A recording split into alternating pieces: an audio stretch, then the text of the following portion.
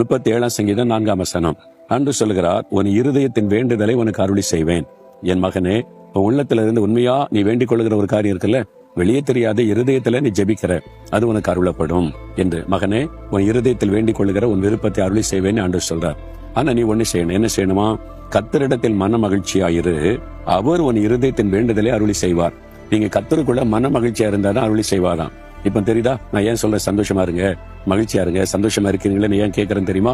கர்த்தருக்குள்ள நீங்க சந்தோஷமா இருந்தாதான் நீங்க வேண்டிக் கொள்கிறத கர்த்தர் உங்களுக்கு அருளி செய்வார். நீங்க சந்தோஷமா இருக்கும்போது ஆண்டவர் மேல இருக்கிற விசுவாசத்தை வெளிப்படுத்துறீங்க.